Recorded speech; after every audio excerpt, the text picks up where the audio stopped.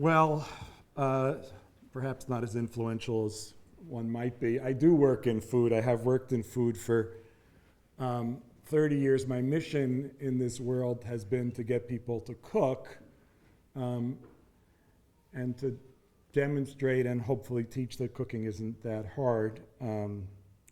Cooking, of course, is a craft that we've seen a sad decline in my lifetime. I used to say that if I could get people to cook rice and beans once a week, my career would be a success. By that measure, still have a ways to go. I think that in the world of food, things have gone sadly and rather dramatically awry. I don't expect many arguments about that, but I am going to try to talk a little bit today about opportunities we might have to fix them, or to at least make some progress in this world. It's not always obvious from the food media, but most Americans don't really care which type of salt they're using or whether their tomatoes are heirloom. Most people, as we know, choose convenience and quantity over quality, which has led to obesity and got us to the place that we're in now, which is not a good one. We have a two-tier system, which can be represented by, shall we say, artisanal Parmesan for some people and Kraft cheese singles for everybody else. And this is no good. We have to find a way to provide decent food for everyone. We have to find a way to implement a process that'll teach us how to buy food, to cook food, how to eat food, how to appreciate food. It's going to have to get to the point at some point where we understand the difference between carrots on the right and Cheetos on the left,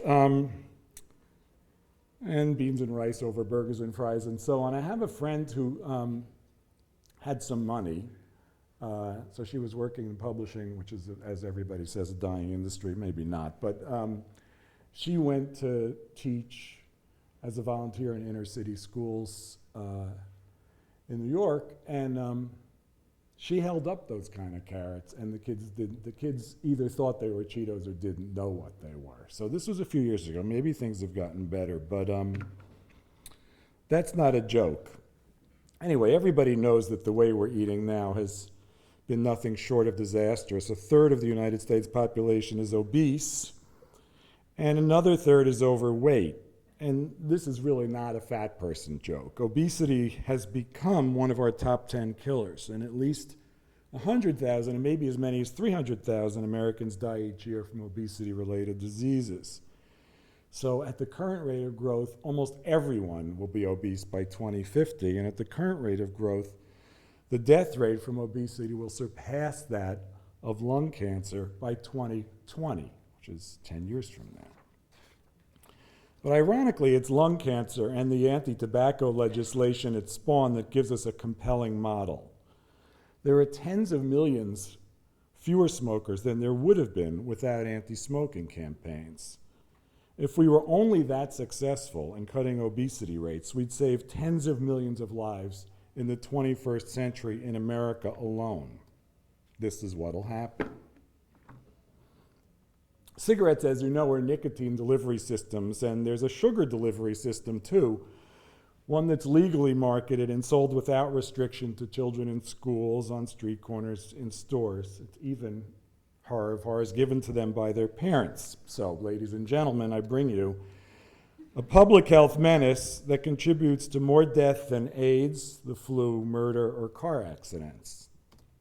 Soda. Let's discuss for a minute what soda and cigarettes have in common. One, they're both harmful and wasteful. They're worse than useless. Worse than useless is pretty bad. Neither provides any benefit beyond corporate profit and the satisfaction of an engineered craving driven by marketing and sometimes addiction. Number two, because of this, their sales necessarily depend on marketing budgets in the hundreds of millions, which is still a lot of money despite everything. Three, they're profitable. In 2008, Coke made $6 billion. Philip Morris made $7 billion. Number 4, these profits are borne by us, not only because we're the suckers buying these poisons, but because we subsidize the crops that produce them while we pay for the enormous costs to public health and the environment. And finally, 5, for the good of all, because that's what society is all about, they're regulated by laws designed to decrease their consumption. Well, of course I lied, 5 isn't true. Soda is as unregulated as cigarettes were a generation ago. A tall 5-year-old can stick $1 in a Coke machine and receive a jolt of caffeine and sugar, the rough equivalent of a coffee with 9 teaspoons of sugar, 9. But if the soda is a 20-ounce size, it's 17 teaspoons of sugar. The annual consumption of soda has gone from a few bottles per person per year when the crown cap was invented a little over a century ago, to 200 12-ounce bottles per person in the 50s to 600 per person now. At some point in the 80s, soft drinks became more popular than water. These numbers, by the way, don't include liquid candy, uncarbonated liquid candy like Gatorade, and the unspeakably, I wish I could say this more strongly, the unspeakably cynical drinks like vitamin water, which contains a third as much sugar as Coke. Add those together and you have about a quart per person of sugar-sweetened beverages a day. There's the quart. The quart contains about 300 calories, and not coincidentally, between 1975 and 1997, per capita consumption of high fructose corn syrup, which is the near exclusive sweetener in soft drinks, and which, by the way, last week was found in one study to promote obesity more quickly than sugar and even fat. The per capita consumption of high fructose corn syrup in those 20 years from the mid-70s to the mid-90s jumped from virtually nothing to 60 pounds a year, pound a week per person, which is equal to about 200 calories per person per day. Roughly simultaneously, the weight of the average American increased over 20%. So we're at the point where we'd have to eat about 500 fewer calories every day to return to the average weight of the 70s. I want to make this really simple, not that you can't understand complicated ideas. Weight gain is deadly. Most weight gain is driven by increased calories. Most increased calories come from fat or sugar, and soda is the number one sugar delivery system.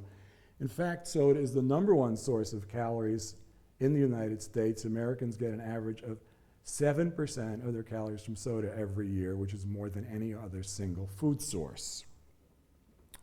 American children get half their calories from fat and sugar, and their obesity rate has more than doubled in the last 20 years. For adolescents, it's more than tripled. You can't call adult onset diabetes adult onset diabetes anymore because so many kids have it. A quarter of obese kids have high blood pressure, high cholesterol, or other signs of heart disease. Half the food eaten in the US today is now either takeout or restaurant food, but that doesn't tell half the story. Because if you go to a supermarket and you buy a bag of chips, a chocolate cake, a frozen pizza, and a can of soda, and you take that stuff home and prepare it, that counts as food eaten at home. So that's not in the 50% of meals eaten in restaurants or takeout. That counts as food eaten at home, and often in surveys, that counts as cooking. So the real numbers, and I'm guessing, but the real numbers indicate that something like 10% of all meals are cooked from scratch, and 5% of our calories come from unprocessed fruits and vegetables. Non-nutritive junk foods, we've taken to calling them UFOs, or unidentifiable food-like objects, are around every corner. The fact that we're hardwired to eat fat, sugar, and salt, and that today's food is fattier, sweeter, and saltier than ever before is a deadly combination, especially with the world's biggest marketing budget behind it. And like so many American cultural experiences, this one is being exported to the point where, for the first time in history, overnutrition is killing just about as many people as undernutrition. Through lobbying and payoffs that maintain subsidies, through a willful ignorance of true costs, junk food is cheap. You can buy 5 McDonald's hamburgers for $5, but even a really bad McDonald's salad costs $3.50. And the true price of a cheeseburger is what? No one knows, but it's at least $10, and there are credible estimates that peg it at $200. Let's look at this for a second. Cattle feed is subsidized by taxpayers. It takes a minimum of 100 gallons of water and 300 pounds of topsoil to produce a single burger. You can't put a price on environmental damage. You can't put a price on animal suffering. If a cow is raised in the rainforest, it takes about 50 square feet of clearance per burger. Many experts think there's as much as 1 cubic meter of unknown biodiversity destroyed for each burger, and I don't really see how you can put a price on that. But we can put a price on the cost of diet-related diseases. It's roughly $840 billion a year, which is way more than Social Security. This, I think, is interesting. 40 years ago, savvy public health officials tried to tell people they were eating too much and eating badly. But when they wanted to say, eat less meat, the industry lobbied for a message like, choose lean meat. When the good guys wanted to say, eat less fat, the industry said, choose foods lower in fat. And it was the industry's position that got put forward. These are subtly different, these messages. But what they all translate as is, eat different, but more. And this is part of the problem, is that we need to be eating fewer calories. It's not only that we need to change what we eat, it's that we need to change the way we eat. Eating more fruits and vegetables, of course, is a good thing. But you have to eat more fruits and vegetables at the expense of the stuff that's making us sick. And what happened, I like to call it the snack wells phenomenon, what happened in the 80s and in the 90s is that if you were choosing foods lower in fat, it didn't mean you were eliminating high-fat foods. It meant you could eat as many snack wells as you wanted to. We saw the biggest weight gain in history. The key to a sound diet is not only well known, but it's obvious. It's called eating real food, food that you prepare yourself or even, God forbid, cook. But big food can't make as much money on a carrot as it can on carrot cake. So we've been trained to uncook. We spend 20 times as much money in restaurants as we used to. I know people get numb from numbers, but I assure you, each of these numbers is pretty impressive. We don't teach our kids how to cook, and our mantra has become, I'm too busy to cook. But we're busy in part because we spend 40 hours a week watching television, and increasingly, and most ironically, we're watching other people cook. This is another one of the things that drives me really bats. I don't have time to cook. What are you doing? I'm watching Mario. Mario's the best, by the way. Much of this is well known, but why pick on soda? Why not UFOs in general? They're all almost equally guilty after all. But there are a number of reasons to pick on soda. We have to start somewhere. Soda is low-hanging fruit, as I said, worse than useless. It's a major cause of obesity.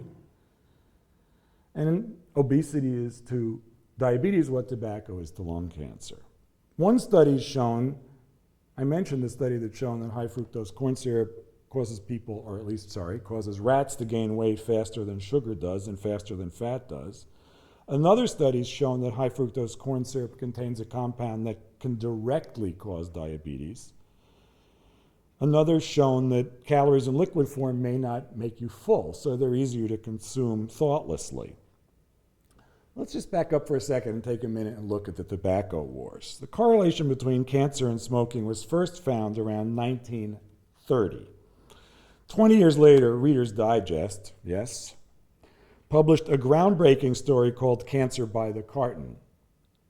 The U.S. Public Health Service announced a causal relationship between smoking and lung cancer, and by 1964, the Surgeon General reported that smokers had a 70% higher mortality rate than non-smokers. What'd the industry do? The industry covered up, and the industry diversified. You may remember that R.J. Reynolds became R.J.R. Nabisco, which ought to tell you something about the food industry. They invested in marketing filter cigarettes for a healthier smoke, and they outspent public health messages $4,000 to 1. They basically paid professional liars to deny the truth. This is a great video. But the death of hundreds of thousands of smokers and non-smokers each year was too much to take. And we know the results. Packages were branded with warnings and advertising was banned. In the 1998 settlement, tobacco companies, in exchange for exemption from individual liability cases, agreed to curtail marketing practices and pay about $10 billion a year to compensate states for medical care and to fund anti-smoking campaigns. It's not a perfect solution, and it's not over. Worldwide, 6 trillion cigarettes are smoked every year. Still, half of all Americans who once smoked have quit, and our smoking numbers are about half of what they once were. Furthermore, the anti-smoking movement has built a self-perpetuating campaign that's growing stronger as developing countries recognize that lifestyle diseases are more threatening than communicable ones. Think about that.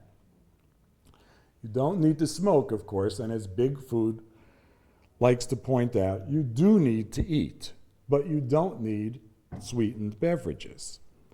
Tobacco is addictive, so are caffeinated drinks. And even modern fatty, salty, sweet UFOs are increasingly considered habit-forming. It's worth mentioning, again, that once developed, diabetes never goes away. So if I say to you there's an industry that hires experts to back up its specious claims, maintains it is in marketing to children when it is, endorses bad science, funds front groups, lobbies like mad, and claims that its new products are safer and better, and that it's making healthier ones all the time, and then I ask you, is that tobacco or Big Food? The answer is, it's both. Big Food says that it understands that there's a problem and wants to help us tackle it by creating smaller portion sizes, reducing fat and sugar content, downplaying marketing in schools, and reducing world hunger, by which they mean exporting Coke and Fruit Loops. These efforts are at least better than their so-called self-responsibility campaigns, which maintain that if you simply drink less soda, you'll be drinking less soda. But meanwhile, they're going to try to get you to drink more soda, and if you do drink more soda, tough luck if you get sick. To me, this sounds like someone holding you underwater while they're telling you to swim to the surface. Big Food claims they're improving the nutritional quality of foods advertised to children, but the worst products remain the most heavily marketed. And their so-called healthy food often involves sticking a chemical nutrient in otherwise nutrient-poor food. I found this in my parents' supermarket in Florida. Check out the label. Healthy processed food, as we all know, is an oxymoron. If you have to label something healthy, it probably isn't. Thank you, Marion Nestle, for that line. I'm going to tell you a little bit about a failed self-regulation effort that turned into a huge victory for the anti-junk food movement. This was the Smart Choices campaign of last fall. Smart Choices used this momentarily familiar green check mark on the front of packages, ostensibly to show consumers which foods met USDA nutritional requirements.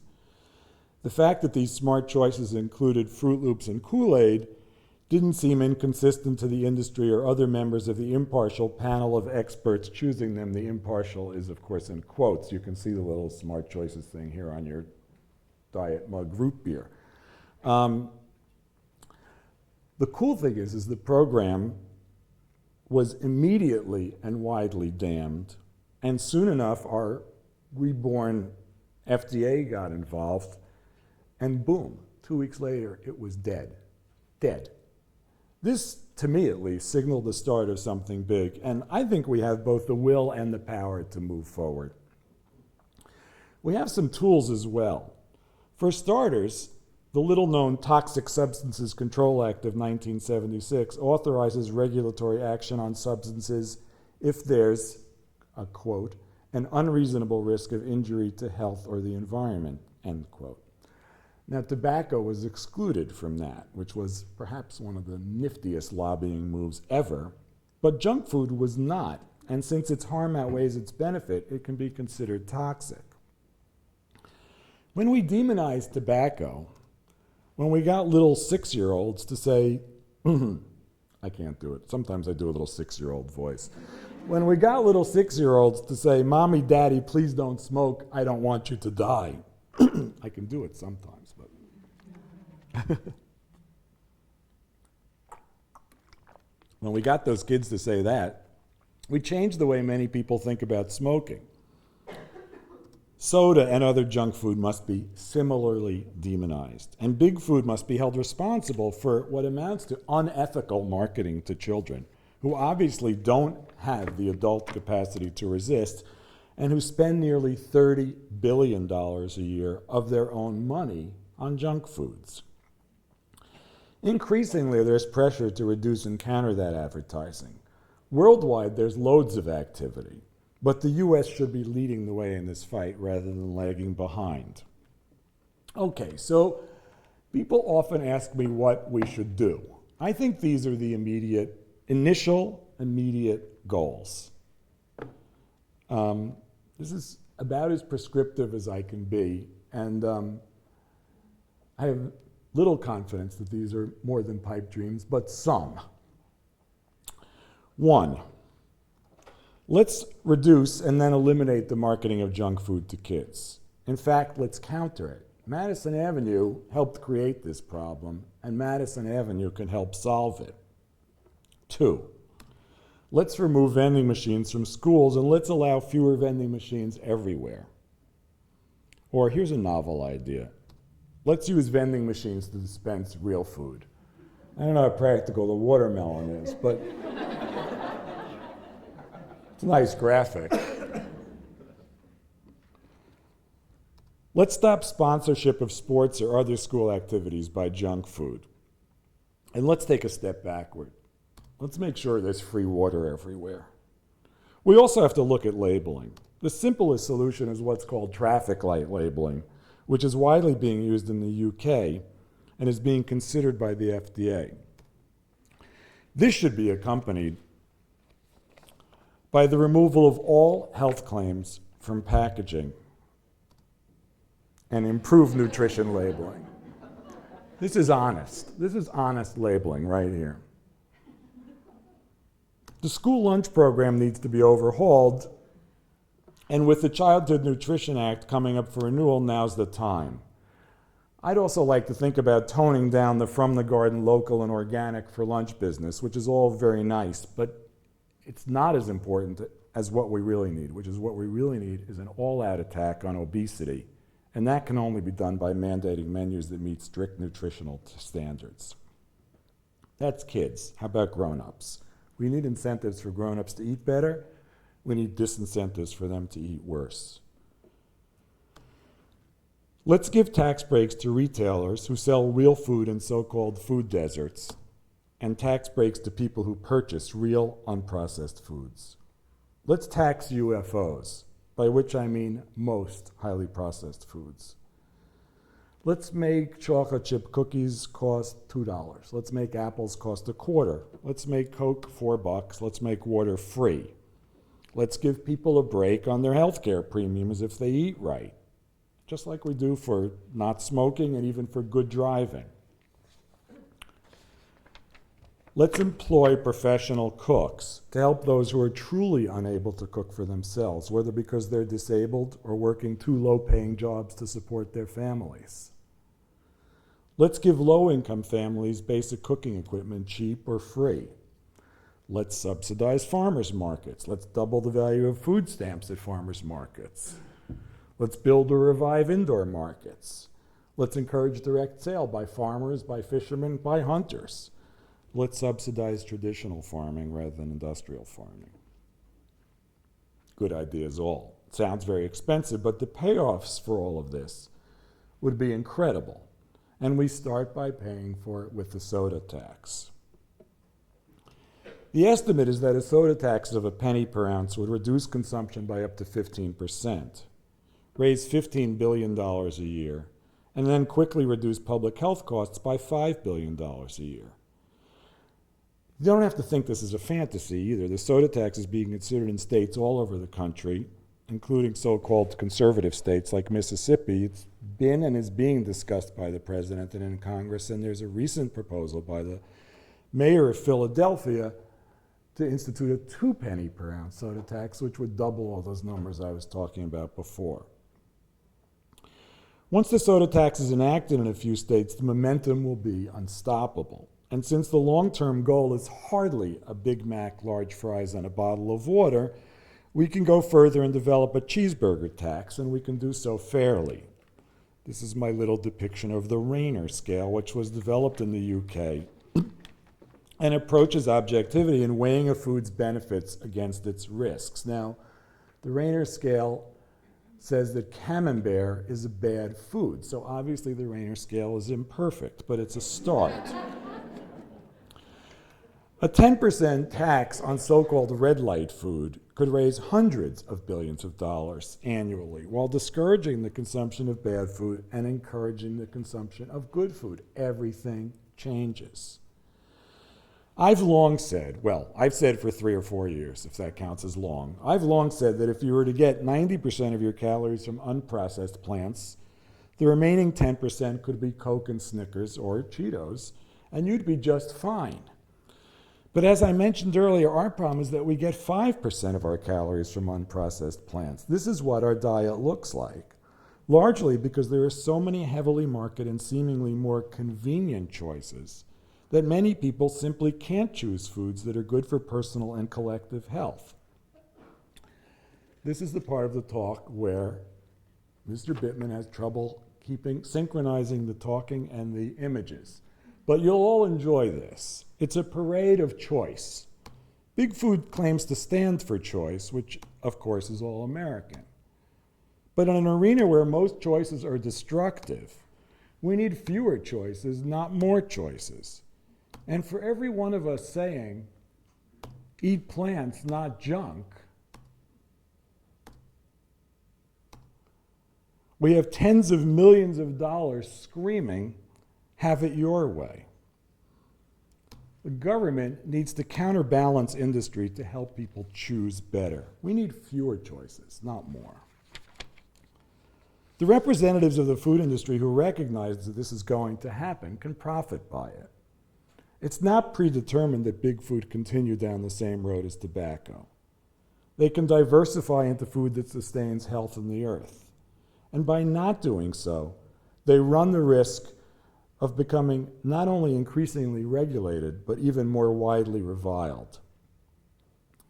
What else can we do? Those of us who work on food issues spend a great deal of time discussing, for example, whether grass-fed beef is environmentally less destructive than farm-raised fish, or whether it's possible to eat more food that's grown locally.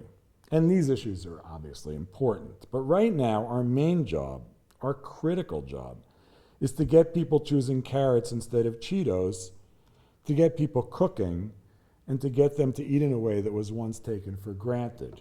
That's sanely. Thank you.